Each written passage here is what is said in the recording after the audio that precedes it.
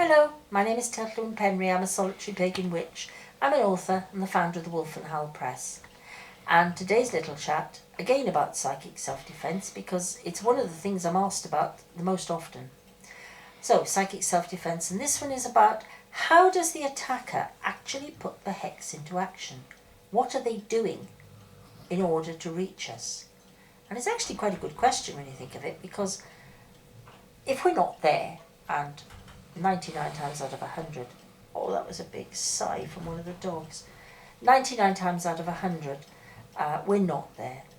So how do we know what it is they're likely to be doing?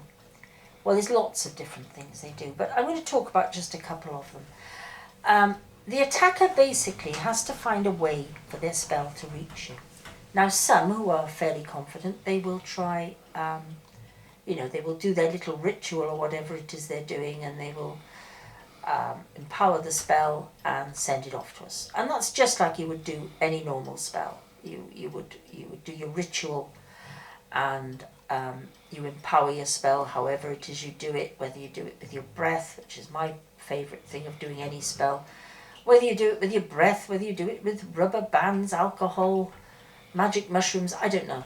People do it differently. Everyone has a different way of doing it. And that's one thing. The other thing, which is quite popular, is to send it to you. That sounds mad, but sometimes an attacker will find a way to send it to you. And they will, let's see what we can think of. They will send you it in a letter, in an envelope. You'll get a piece of paper in the post, with all these odd symbols on it. It's very like the earlier one I said, where people try to make you curse yourself, that it intimidates you. They want you to worry about it. What is it? Am I under attack? What do these symbols mean? Often they're made up, or there's something so personal to the attacker, nobody's going to translate it. Sometimes they are obvious what they're saying, like a poison pen letter almost.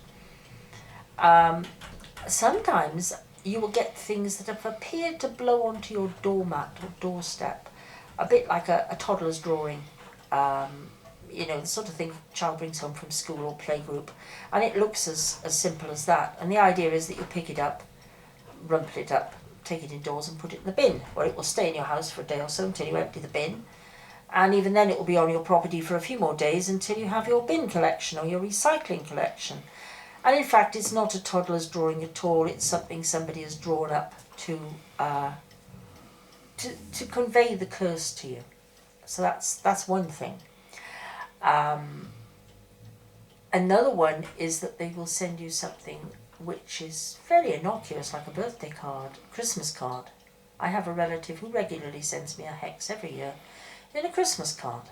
I mean, you'd think they'd grow up and get some hobbies by now, but they don't.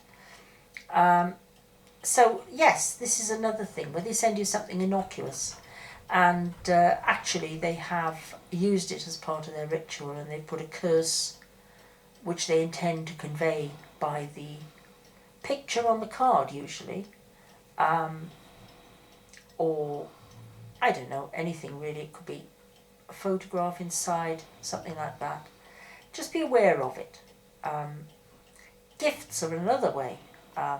I actually came across a hex tea towel once. Unbelievable.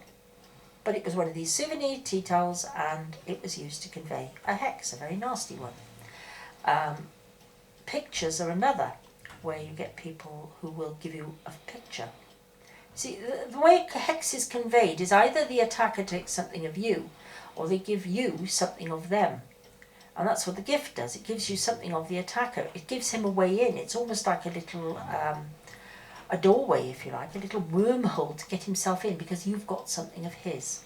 So if you know who your attacker is, or you suspect it, have a good look around your home or your office or wherever the attack is focused. Have a good look around, because there will almost certainly be something of your attacker there that have written their name on a piece of paper or something like that. And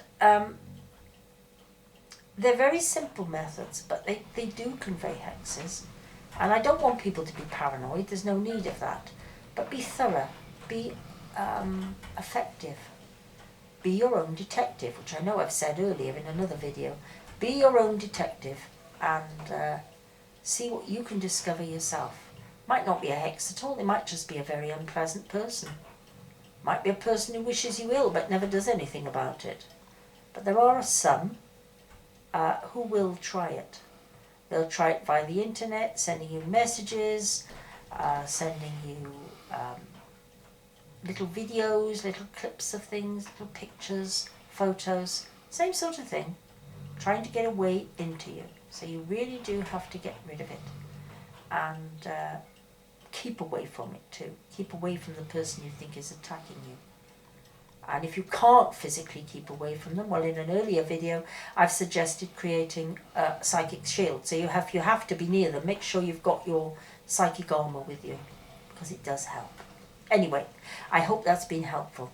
Thank you very much for listening. Goodbye.